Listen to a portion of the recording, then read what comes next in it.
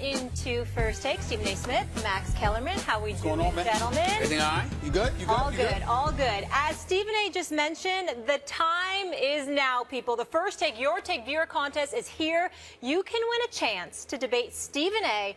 and Max right here on national television. So here's how it's going to work. We'll pick two winners and fly you to ESPN headquarters in Bristol, Connecticut. All you have to do is go to firstTakeYourTake.com. Be sure to read and follow all the rules for your chance to win. Then upload a 1-minute video with your best original sports debate.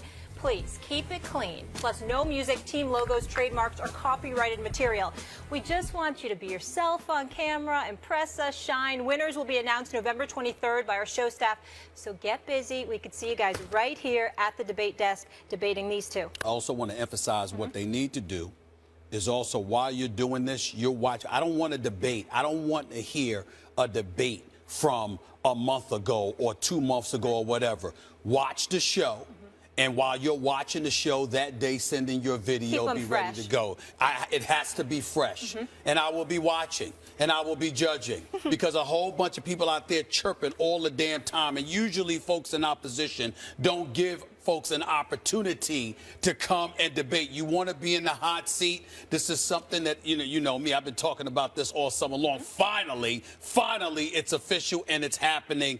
I would like to say I can't wait. I know people out there feel that way. Ahead of time, my condolences to what's going to happen to the winner that has to end up here. My condolences. I see what's happening here. What? You see, before Muhammad Ali came around, everyone was scared of Sonny Liston or George Foreman. Just because I make it look easy, it's not going to be easy for you. He's hard to debate. Yes, I know you see me do it, so you think his aura of invincibility has been stripped. But the man is an excellent debater. That's all I'm telling you. And me, I know you don't have any shot against me. What if you get you know that already. You just TV? figured maybe I could beat Stephen A. What if someone just comes out here and owns you right on national TV? That is impossible. Really? It's impossible. He says it's impossible. There's nobody that's going to come on First Take and school me. First of all, I'm still waiting for him to win a debate. There's nobody that's going to come on national TV and school me. Listen, we're going to take, I mean, so many people.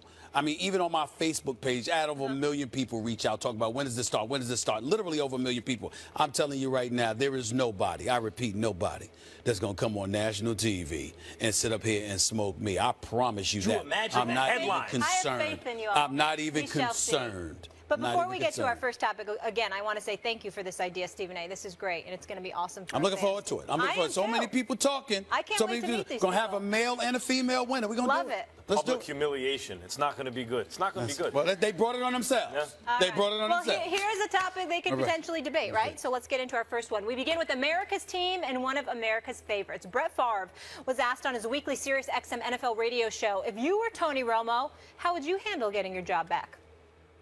I tried to put myself, say, in Tony's shoes.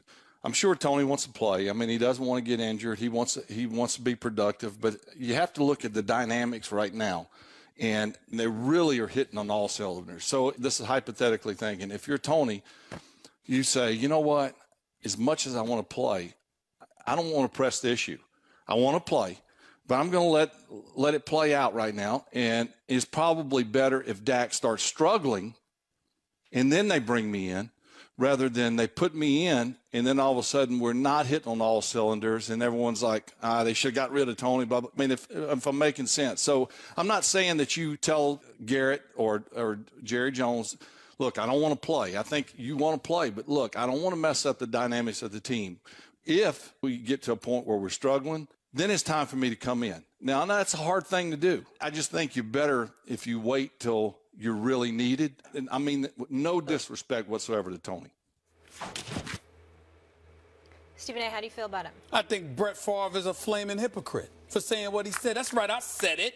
I mean, can you believe the stuff coming out of his mouth, of all people? This is the same guy that in 2008, after hinting towards retirement, couldn't make up his mind several times, ultimately retired in March of 2008, then decides to come back in August and disrupt everything that the Green Bay Packers were trying to do before they handed it. Ted Thompson, Mike McCarthy handled it adroitly and ultimately shipped him to the New York Jets, which, by the way, led them to a 9-7 record, but threw 22 interceptions catches that season, leading the league. This is the same Brett Favre that did not really want to sit up there and work with Aaron Rodgers. This is the same Brett Favre that had a guy in Aaron Rodgers sitting behind him for 3 years, did virtually nothing to help him, while literally fluctuating between making up his mind, not making up his mind as to whether or not he would retire. And you have the audacity, the unmitigated gall to sit up here and call out, the Dallas Cowboys. Well, if you're Tony Romo, you might want to wait. If you're Tony Romo, you know what? You're going to sit there.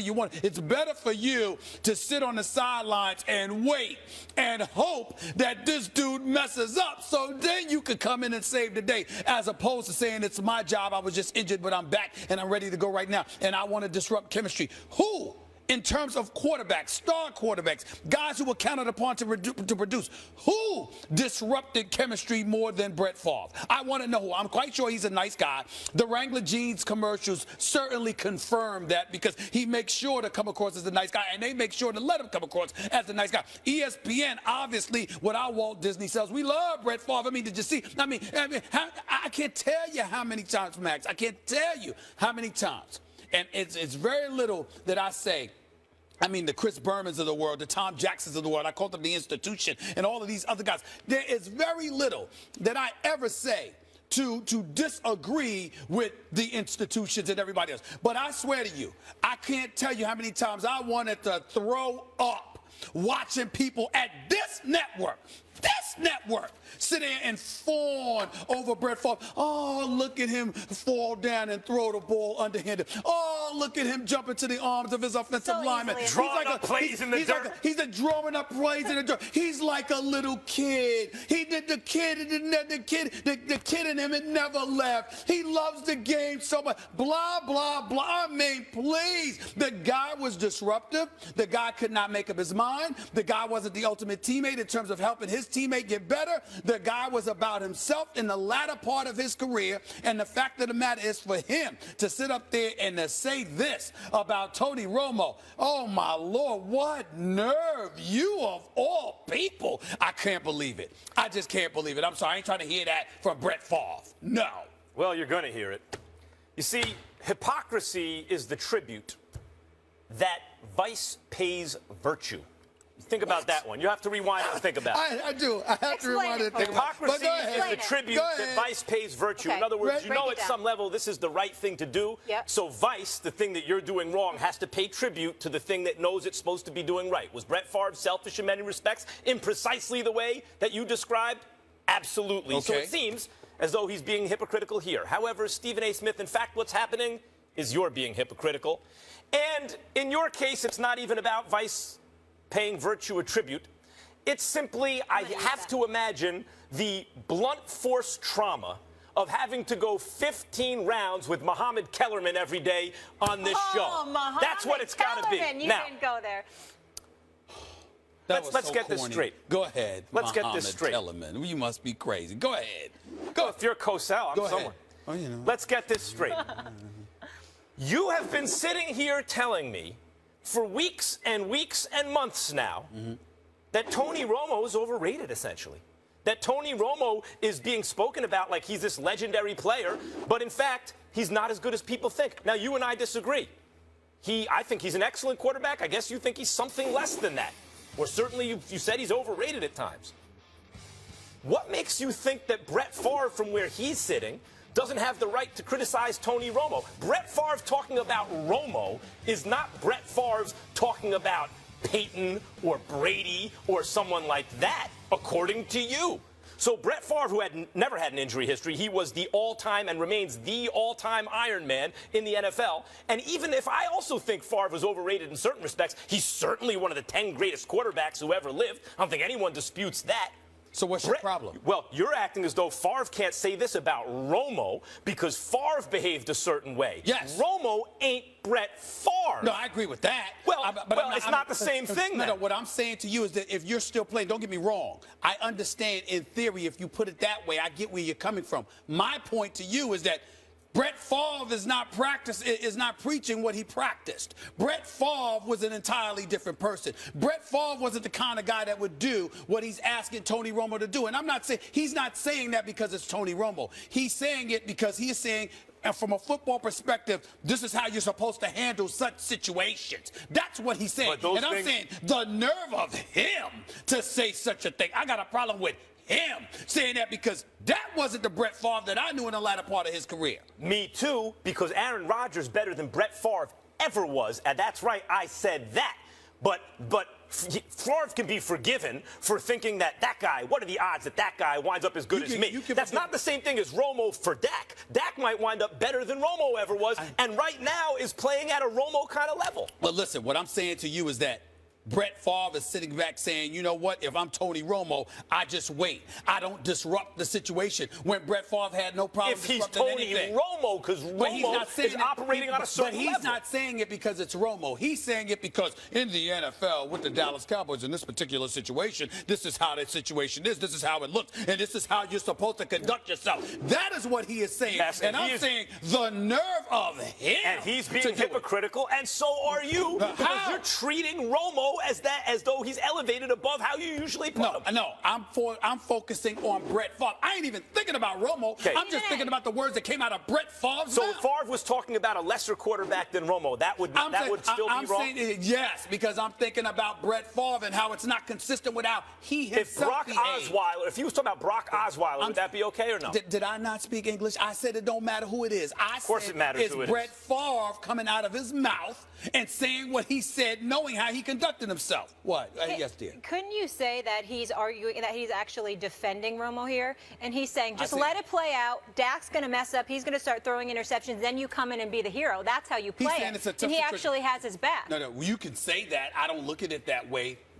For me, I don't look at it that way. I look at him trying to come across, as the diva that he is, talking about this is the way things are supposed to be, like he's somebody that practices it. Brett Favre was a relatively polarizing figure in the latter part. He had a great year in Minnesota when they went to the NFC Championship game with the whole Bounty Gates fiasco. He had a great year that year, but the bottom line is 2 of the last 3 years with the Jets and then obviously that last year in Minnesota, clearly it wasn't his greatest years. All I'm saying is Brett Favre was a relative distraction because Brett Favre couldn't make up his mind half the time over the last 5 years whether he was going to play or whether he was going to retire. And at the quarterback position, how could you hold a franchise hostage like that? Yeah, sure. Absolutely, Brett Favre did that.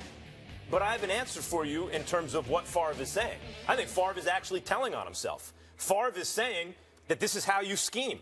If you want that job back, this is what I would do. I would play it cool. That's how I was kind of then when the other guy starts to mess up, hey, I'm here. In fact, he's telling on himself in terms of his selfish tendencies. You can analyze it that way. Work the system. I don't mind that element. I don't mind that perspective. That falls in line. That falls in. No, I'm talking about in terms of his selfishness. That falls in line with what I think about Brett Favre, a guy that's passed for over 71,838 yards in his career. But you know what? I'm looking at his interceptions. By the way, ladies and gentlemen, there's 336 interceptions on his resume. I know he's one of the all-time great quarterbacks. He was a gunslinger. He was also risque. He led the league in interceptions a couple of times. I just look at Brett Favre and I'm like, the quarterback position, everything that we say that you're supposed to be about as a professional. We didn't hold Brett Favre accountable to that. We had a media fawning over everything he did to the point. I mean, I think if Brett Favre pulled out a box of cereal, folks would have went and got the damn milk for him. That's how bad it was. At this network, too. And here. Not just the NFL, not just the other networks. Here. Absolutely. I mean, I'm talking about people walking around waving their Brett Favre pom-poms. It was embarrassing. By the way, considering also this, you have to now reconsider what Favre said. Majkowski, the guy he took the job from, lost it to an injury. He twisted his ankle. In fact, I just saw Favre's first game because Jim Lampley actually called that game with Ahmad Rashad, and they played it. They re-aired it a couple of years ago. It's like, oh, Lampley's calling the game, and Favre is doing these incredible things. But Favre, once he took the job, Majkowski got Wally pipped. He never got back the job because Favre was the all-time Iron Man. Well, what if Dak doesn't miss games? What if Dak doesn't play bad? That's the end of Tony Romo. Gotcha. We will leave it there.